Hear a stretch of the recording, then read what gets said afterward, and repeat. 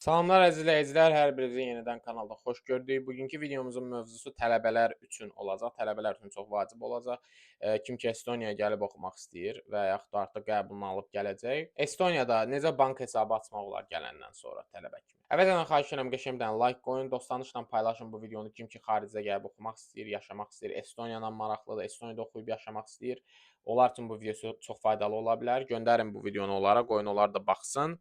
Faydalansın bizim kanalda verilən məsləhətlərdən və özünüz də kanala abunə olub zınqrov düyməsini basın ki, daha çox adam bizə baxsın, sayımız artsın və mən də daha çox motivasiyalı olum ki, sizin üçün belə videolar çəkim. İlk öncə onu deyim ki, Estoniyada təhsilə, yəni belə deyək də, qəbulunuzu alandan sonra əgər təqaüd almamısınızsa, söhbət tuition fee waiver-dan getmir, təhsil haqqından azad edən təqaüddən getmir, söhbət stipendiyadan gedir. Aylıqsa veriləcək puldan gedir. Aylıqsa veriləcək pul miqdarı yoxdursa, təqaüd almamısınızsa, böyük ehtimal ki, siz bank hesabınız bir dənə olacaq. O bank hesabından da müəyyən bir pul məbləği ilə bura gəlməlisiniz. İndi tam ciddi deyim ki, məndə elə olmayıb. Çünki mən təqaüd almışdım, aylıq stipendiya almışdım və onu da göstərmişdim ki, mənim gəlir mənbəyim bax budur. Məndə aylıq stipendiya var. Eston hökuməti mənə stipendiya verir. Dora Plus stipendiyası. İndi yoxdur o stipendiya mən bilən. Mən olan vaxtlar səhv etmirəmsə 3000 manat daha sonra avro səhv etmirəmsə, bank hesabına göstərməliydiniz bura gəlməmişdən əvvəl. İndi bilmirəm nə qədərdir. Amma nəysə, bunu elədiniz və gəldiniz bura. Artıq burada da daha sonra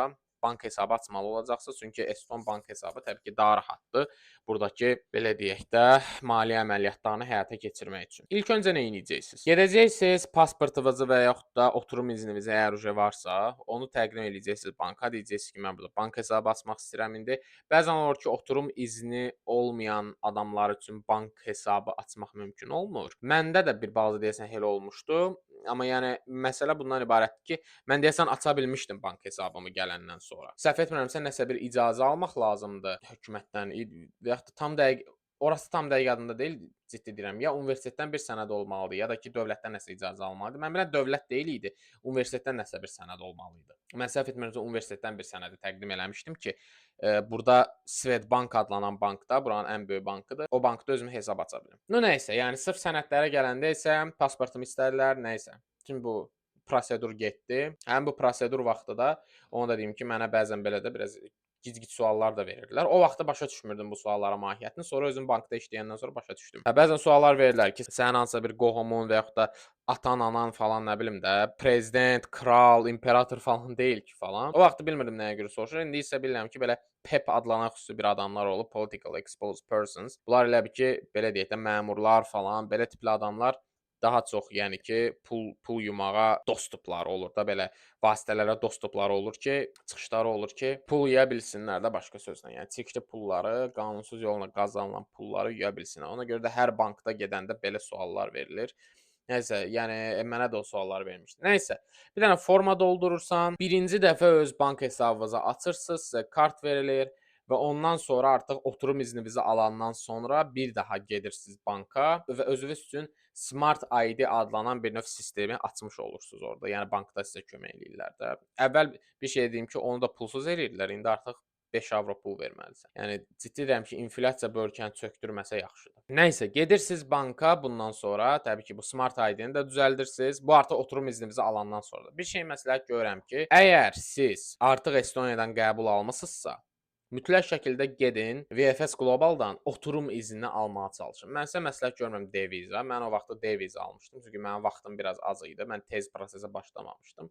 Amma mənim məsləhətim bundan ibarət ki, siz prosesə tez başlayın. Gedin həmin bu VFS Globalda oturum izni üçün müraciət edin. Qoyun Estoniyaya gedəndə əlinizdə kart olsun, yəni oturum izni olsun da, D vizası yox. Məndə elə bil belə idi ki, mən birinci vaxtı D vizası ilə gəlmişdim. Çünki mənim vaxtım az idi. Və gələndən sonra da dərhal oturum izninə müraciət elədim ki, gedim, yəni ki, oturum izni. Oturum iznində bir də noyabrda gəldi mənə çatdı da, təsəvvür yəni o dərəcədə vaxt keçdi. Bax belə. Elə ona görə də siz birinci oturum izninə müraciət eləyin və oturum izninizi də alandan sonra artıq Estoniyaya gələndə birbaşa bank hesabı açmaq sizin üçün daha rahat olacaq. Təbii ki, əlinizdə oturum izni olandan sonra o bank hesabı açmaq da daha rahatdır. Və bundan sonra da həmin bu bank hesabı ilə də bərabər Smart ID adlanan bir sistemi də açmış olursunuz. Bankda onun üçün sizə kömək eləyirlər. Bayaq dediyim Smart ID sisteminə. Bu Smart ID sisteminin mahiyyəti nədir? Estoniyada hər bir şey banking sistemi də elektronlaşdırılıb deyə hər bir şey burada elektron üsulla həyata keçirilir. Məsələn də sizin xüsusi bir kodunuz olur. Buna ISUKU kod deyirlər. Yəni ki, şəxsi ID kodunuz da. Bunu bir növ elə Azərbaycandakı FIN kodla eyniləşdirin də. Və həmin bu kodun da özünün xüsusi PIN kodları olur. 2 dənə PIN kod da verirlərsə bankdan. Bunu artıq bankda eləyirlər. Onu da deyim. Bunu heç bir dövlət orqanına falan getməyə bizə ehtiyac yoxdur. Bunu bankda eləyirlər. Sizə bir kağız verirlər. Bu kağızın da içərisində sizin 2 dənə kodunuz olur. PIN 1, PIN 2.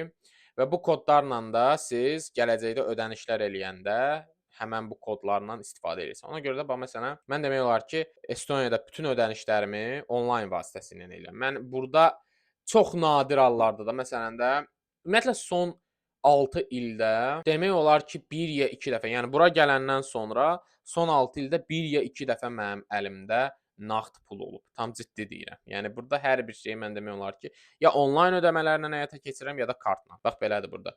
Azərbaycanda təəssüflər olsun ki, məsələn də mən gedib taksi belə sifariş eləyəndə aeroportdan kart olduğunu görüb, yəni ki, ləğv verirlər. Tam ciddi deyirəm, bax elə axmaq şeylər də olur. Bir çox banklarda burada onu da deyim ki, hesab açmaq o qədər də yəni ki, bahaya başa gəlmir təbii ki. Bir balaca ola bilsin ki, sizdən müəyyən bir haqq götürsünlər, o da böyük bir məbləğ deyil. Bunu əvvəlcədən nəzərə alın. Nə ola bilsin ki, gələndən sonra bəzi problemləriniz yaşandı və siz bank hesabını hələ ki aça bilmədiniz.